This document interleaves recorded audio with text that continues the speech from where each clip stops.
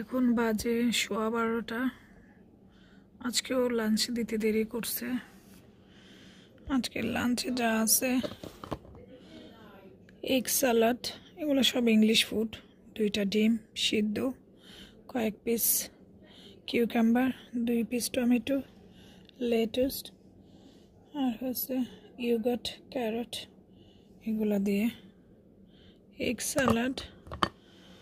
এগুলোর সাথে খাওয়ার জন্য এই যে সল্ট, ব্ল্যাক পেপার, মায়োনেজ, যা যা লাগে সব, আর একটা আইসক্রিম আর ফ্রেশ অরেঞ্জ জুস। এগুলো আমি কালকে অর্ডার করছিলাম। আরেকটা অর্ডার করা হয়েছিল গ্রিন বিনস, এটা দেয়নি।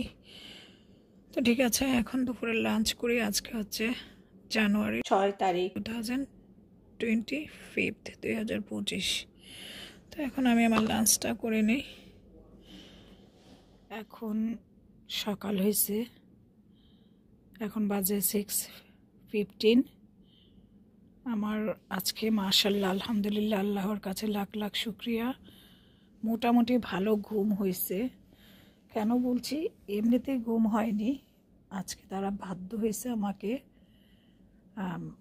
মেডিসিন দেওয়ার জন্য, ঘুমের ওষুধ দেওয়ার জন্য। ইংল্যান্ডে কিন্তু কোনোভাবেই আপনাকে ওরা ঘুমের ওষুধ দেয় না, আপনি যত ঘুমের ওষুধই চান না কেন দেয় না। আমি অনেকবার বলেছি, যেহেতু আমি ঘুমাতে পারছি না, সার্জারি শেষ হলো তো 31 তারিখে, ডিসেম্বরের লাস্ট দিন। তাদের মর্নিংটাই, সকালটাই হয় 4:30 থেকে। সবাইকে ডেকে তুলে আরও যা ওষুধ থাকে সেটা দেয়, তারপরে ব্রেকফাস্ট দেয়। তো আজকে আমি ওই সময় আমাকে ওষুধ দিয়ে গিয়েছে, যে সেটা ঘুমের মধ্যে আমি টের পাই, আমাকে ওষুধ ডেকে ডেকে দিয়ে যায়। আর এখানে আপনার কোনো পারমিশন ছাড়া আপনার বডিতে ওরা টাচ করবে না। লাইক আপনার যে প্রেশার কন্ট্রোল করা, আপনার মেডিসিনের সময় হয়েছে মেডিসিন দেওয়া, ঘুমের মধ্যে সারা রাতে ওরা চেকআপে থাকে। তো ওইটা আপনার পারমিশন ছাড়া আপনাকে করবেন। আপনি যত ঘুমিয়েই থাকেন আর যত অসুস্থই থাকেন, আপনাকে রেসপন্স করতে হবে, দেন তারা সেটা আপনাকে করবে। তো আজকেও আমাকে বরাবরই সবসময়ের মতো সেটা করেছে। আমি মানে বুঝতে পারছি যে কেউ একজন এসে ওই সবসময়ের মতো আমাকে ডাকছে, মেডিসিনের সময় হয়েছে মেডিসিন দিছে, বিপি চেক করার সময় হয়েছে বিপি চেক করছে, সবই টের পাইছি। বাট আগে যেমন একদমই না ঘুমিয়ে কাটাইছি সেটা না। তো ওষুধের দেওয়ার কারণে আজকে আলহামদুলিল্লাহ ঘুমাইছি। তো এখন বাজে 6:20। তো আমি ওয়াশরুমে গিয়েছিলাম, ওয়াশরুম শেষ করে বেডে এনে আমাকে সিস্টার দিয়ে গেল, নার্স দিয়ে গেল। তো আমি অনেক ঠান্ডা ফিল করতেছি, আর আমার প্রেশার ওঠানামা করে, আর এখন প্রেশার বেড়ে গিয়েছে। এতক্ষণ ছিল নিচে এতদিন, এখন এত বাড়ছে 157 হয়ে গেছে, 6 না 7 হয়ে গেছে। তো ও আবার এখন আমাকে ওষুধ দিল। তো আমি শীত লাগতেছে বলার কারণে, কোল্ড ফিল করার কারণে ও বললো, তুমি জানো যে হ্যাভি স্নোফল হচ্ছে, তুমি কি দেখতে চাও? তো আমি বলছি আমি তো নড়তেই পারি না। পরে বলছে অবশ্যই তোমাকে আমি উঠিয়ে নিয়ে দেখাবো। এই যে আমার উইন্ডো, এটা হচ্ছে আমার মানে এরিয়াটা, এইটা আমার এরিয়াটা। রাতের বেলায় সব কিছু ওরা প্রাইভেসির জন্য এটা কভার করে দেয়, খুলে দেয় পরে। তো ওই যে দেখা যাচ্ছে ওইটা হচ্ছে আমার উইন্ডো, বিশাল বড় উইন্ডো এখানে। তো বলতেছে তুমি বললে তোমাকে আমি নিয়ে যাব স্নো দেখার জন্য। তো আমি স্নো তো অনেক দেখছি, তারপরে বলতেছে না, নিউক্যাসলে তো হসপিটালে অ্যাডমিট, তুমি 15 ডেজ যাবত অনেক কিছুতে আনহ্যাপি ফিল করতেছো, তুমি চাইলে আমি তোমাকে দেখাবো, তুমি ওয়েট করো, আমি আসতেছি। তখন আমি বললাম আমি একটু ভিডিও রেকর্ড করবো। সে বলছে ডোন্ট ওয়ারি, কোনো সমস্যা নাই, ভিডিও রেকর্ড করবা, যেভাবে তুমি হ্যাপি থাকো সেইটাই করার চেষ্টা করো, যেভাবে তুমি হ্যাপি থাকবা সেটাই আমরা তোমাকে চেষ্টা করাচ্ছি, তোমাকে আমি উঠিয়ে নিয়ে যে স্নোফল দেখাবো। তো এখন একটু পরে আসবে সে। আমি বলছি না দরকার নাই, স্নো তো অনেক দেখেছি, দরকার নাই। তারপরও সে আমাকে বেড থেকেই, আমার এই বেড থেকেই আমার এই ব্লাইন্ডটা সরালি, উইন্ডো, বিশাল বড় উইন্ডো, সব কিছুই দেখা যায়, সে দেখাইছে। আমি বলছি ওকে ফাইন, থ্যাংক ইউ, আমি খুশি হয়ে গেছি আর কি, ও সো নাইস, স্নোফল হচ্ছে।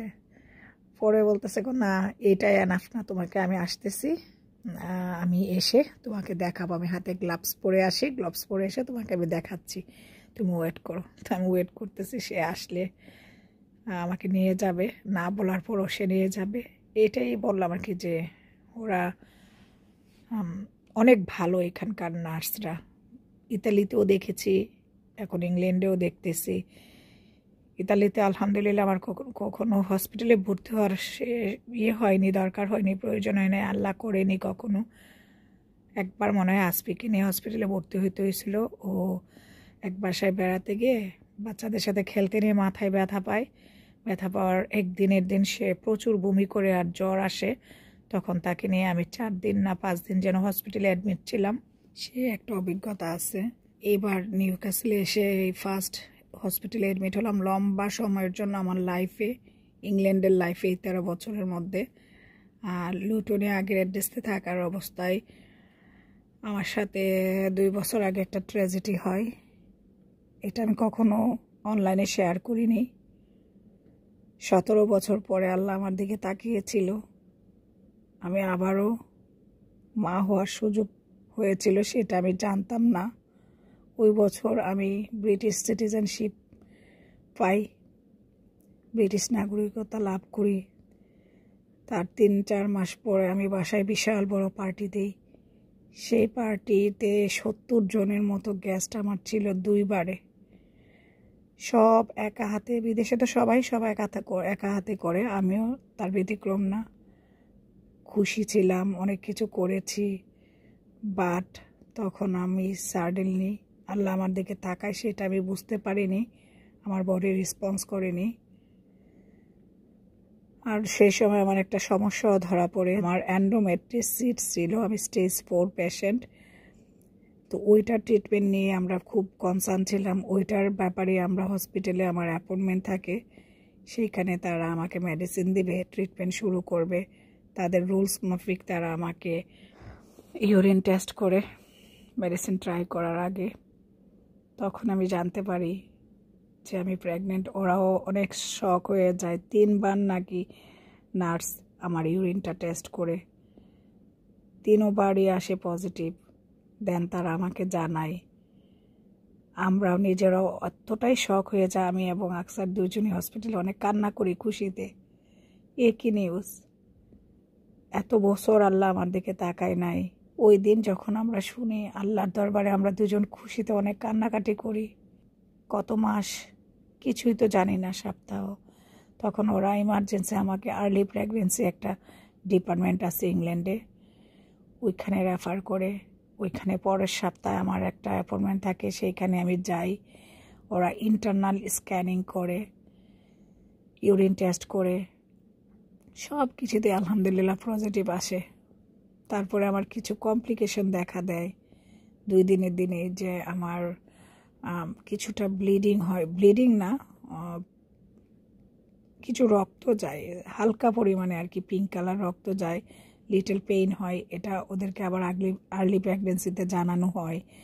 ওরা আমাকে তখন আবার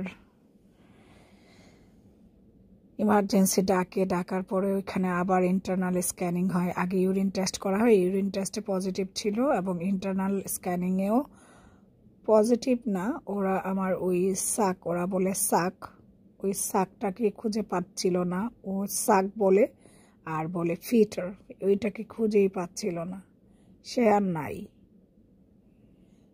আমি জানার 3 থেকে 4 দিন, সব মিলিয়ে 1 সপ্তাহের মধ্যেই আল্লাহ আবার আমাদের কাছ থেকে এই গুড নিউজটাকে নিয়ে যায়। সবই আল্লাহর মর্জি, আল্লাহর ইচ্ছা, আলহামদুলিল্লাহ, যেটা করেছেন আল্লাহ। তবে ওই সময় না আমি পাগলের মতো হয়ে গিয়েছিলাম। কেন হলো, কেন চলে গেল জানতাম না, না জানার মধ্যে সে চলে যেত। তারপর আল্লাহর কাছে লাখ লাখ শুকরিয়া, আল্লাহ যেটা ভালো মনে করেছেন সে হয়তো আমার জন্য ছিল না। এখন এটা এভাবে বলছি, বাট ওই সময় আমি এভাবে বলতেও পারিনি, অনেক খারাপ লেগেছিল। ওই সময় আমি হসপিটালে ছিলাম। ও 14 এপ্রিল 2022-তে আমার কাছ থেকে চলে যায়। ফেব্রুয়ারিতে সে আসে, বাট ওই মধ্যে তো আমি জানিও না, একদম সে আমার কাছ থেকে ভিতর থেকে একবারেই চলে যায়। 14 এপ্রিল ছিল 2022 সালের। যাই হোক, ওর কথা আমি এখনো মনে আসে, ওর জন্য দোয়া করি। ও বেহেশতের ফুল ছিল, বেহেশতের ফুল হয়ে চলে গেছে। আগে কান্নাকাটি করতাম, এখন কান্নাকাটি করি না। যখন থেকে জানলাম যে না, ওর জন্য কান্নাকাটি করলে আল্লাহ নারাজ হবে, কান্নাকাটি করি না। আর সবচেয়ে বড় কথা, আমার মানসিব এখনও ওকে বলতে পারে না। আমার বড় ছেলে, ও এখন ওর কথা বলে কান্না করে। আর ওই দিন ও হসপিটালে অনেক কান্না করেছিল যখন ও চলে গিয়েছে শুনেছে। আমি তো মা, আমি কাঁদবো। আমার বড় ছেলে অনেক কান্না করেছে। যাই হোক, সেটা আল্লাহর মর্জি ছিল, আল্লাহর ইচ্ছে ছিল, আল্লাহ সেটা আমার জন্য রাখেনি, তাই নিয়ে গেছে। আল্লাহ যেন ওইখানে ওকে ভালো রাখে, যে এখানে আসে ও। কোত্থেকে কোথায় চলে গেলাম। ভাই তবে নার্স চলে আসছে, আমি একটু দেখি স্নোফলটা। হসপিটাল থেকে আরেকটা অভিজ্ঞতা দেখার, দেখি। আমাকে নিয়ে যাওয়াটাও কারো ইজি না। নার্স বললো ভিডিও করো, কোনো সমস্যা নাই, ওকে করছি না আমি। এই যে স্যামোফ্রেম ছাড়া তো আমার হাঁটা সম্ভব না। এটা হচ্ছে স্যামোফ্রেম, এই যে এটা হচ্ছে স্যামোফ্রেম। নার্স আমার পাশে থাকে, আমি নিজে নিজে সাপোর্ট নিয়ে হাঁটি, ও আমার পাশে থাকে। তো যাই, চলুন। আজকে কিন্তু পুরো ওয়ার্ড খালি, আমি যে ওয়ার্ডে আছি।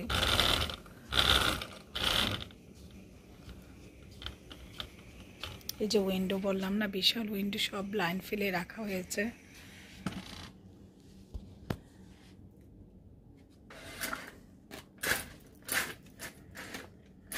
Thank you. আজকে ওয়েদার ব্রডকাস্টেও দেখেছি, আমি তো মোবাইল ধরি না। আজকে বলছিল যে মা আজকে স্নোফল হবে, হেভি স্নোফল হবে, এবং এটা মন্ডে পর্যন্ত কন্টিনিউ করবে।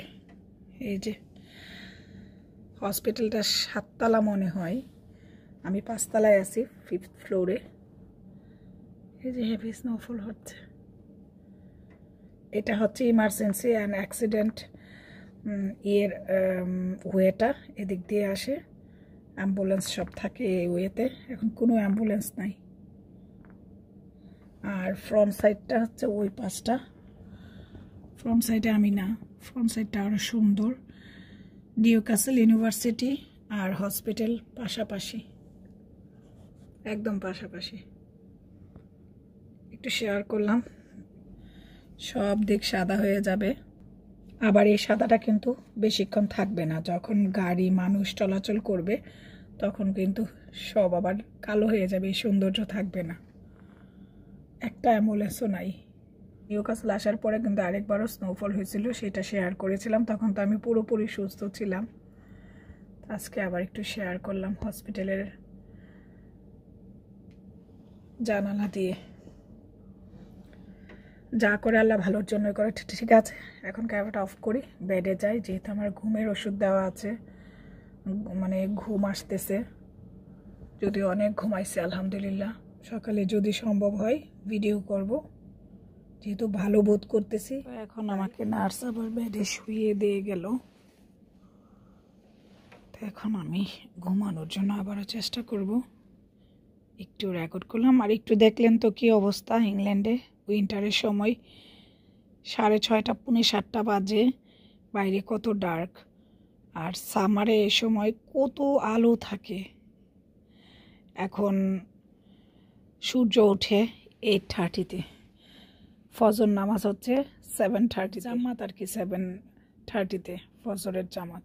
তো ঠিক আছে, আর এখন কথা না বাড়াই, আমি এখন আমার লাইটটা অফ করে দিয়ে ঘুমাই। আল্লাহ হাফিজ। এখন বাজে সকাল 8:15। এই ওয়ার্ডে অনেক লেট করে ব্রেকফাস্ট দেয়। আমি আজকে উইটাবেক্স খাচ্ছি। এই যে উইটাবেক্স দিয়েছে, hot milk and Weetabix little sugar. আজকে উইটাবেক্স খাচ্ছি আমি। এক একদিন এক একটা নেই। কালকে নিয়েছিলাম toast, black current butter and toast.